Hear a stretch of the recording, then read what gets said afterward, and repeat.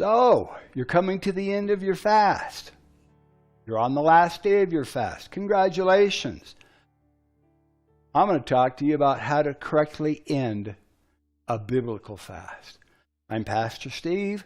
Our church is La Viña de Gracia in La Calera, Colombia, just outside the capital city of Bogota in Colombia. So how to correctly end a biblical fast. You've been following with us, and we're coming to the end of our 40-day declared time of prayer and fasting. Our campaign is called Declaring War in the Heavenlies and Victory on the Earth. And we are ending our biblical fast in the next few days. So you've been following with us. Let me give you some practical tips that I have learned over the years. It doesn't matter if you did a 3-day fast or a 7-day fast or a 14 or a 21-day fast, or even if you did a 40-day fast. Now is the time to end the fast and to rejoice and to celebrate. Now that you've done this, start watching the blessings and rewards and answers to your prayers to start overtaking you and those that you have been praying and fasting for. Fasting is a marathon, not a sprint. But isn't it amazing how quickly the time has gone by? So if you've been on a full fast, let's talk about how to physically end a fast. On a full fast, which is everything except for liquids, there are some things to remember as you begin to reintroduce foods into your system. This period of readjustment will vary from person to person, and it will depend upon the length of your fast, but you should expect to take it easy on solid foods for at least several days and even up to a week or so. The longer your fast has been, the longer you should wait to come back into a full solid food regimen. This period of the first few days of your fast will have resulted in the most rapid part of your weight loss as your body eliminates excess water and bulk materials.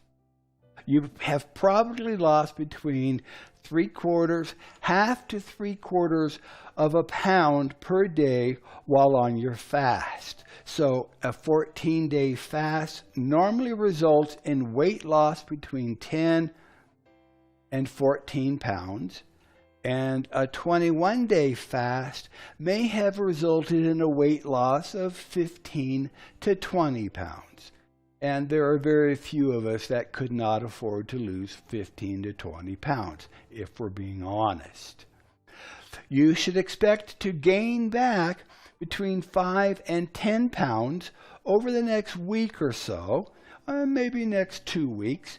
And by carefully monitoring your caloric intake, you can maintain a healthy body weight once again.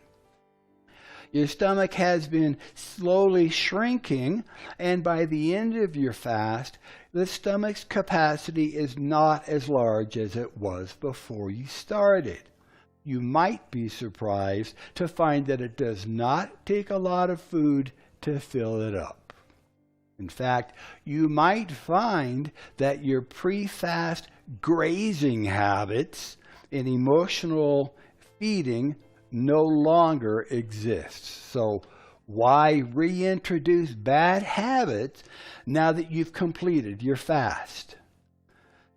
The organs in your body that are usually involved in processing and digesting the food have taken a rest and will wake up gradually as you begin to eat solid foods once again. So when you break your fast, be careful with how much you eat, what you eat, and how you eat it. Give your stomach and organs time to return to normal size and to wake up fully. Now, when breaking a fast, now is the time to really change your pre-fast normal types of food, and you should consider eating healthier. I will usually start off with fruits and juices, preferably fresh squeezed. And just remember that for the first 24 to 48 hours, you might experience a bit of diarrhea, and the juices will pass through your system quickly at first. Be prepared and plan ahead. This is another excellent reason not to splurge and start eating solid foods right away. Try drinking the juices and eating the fruit and vegetables every 3 to 4 hours, which allows your system to readjust more easily. Yogurt can be introduced fairly early on after breaking your fast. Fresh soups are also very easy on the body, and after a few days, you might want to include some starches such as bread, potatoes, or rice, but it is best not to add too much sugar at this point. Eat slowly. Chew your food thoroughly. Chew your food well so that it is introduced to your stomach in a liquid form. As you feel full, stop eating. And as tempting as it might be, do not break your fast with highly processed foods such as McDonald's French fries or hamburgers. Now, if you had been fasting for a longer period of time, the food will not taste the same as you remembered. And after all the hard work and efforts, why toss it aside with junk food?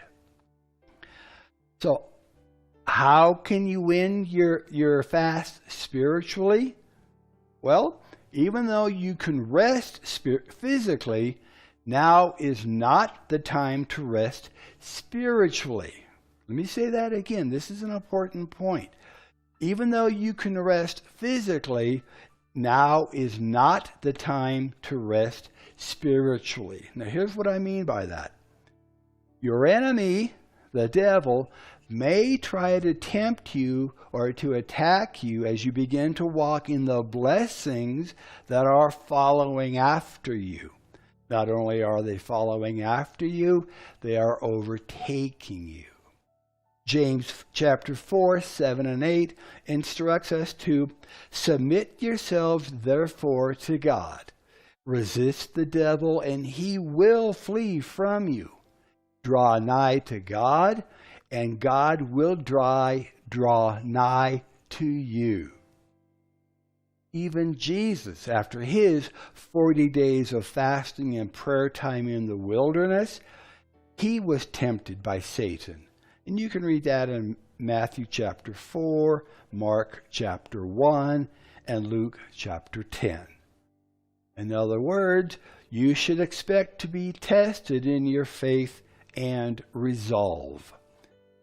1 Peter chapter 5, verses 8 and 9 tells us that Satan is like a roaring lion, seeking whom he may devour. But remember, Satan is only like a roaring lion, and in reality has lost power over your life as a result of your fast. Throughout your fast, you have been consecrating your life and focusing on the things of Jesus.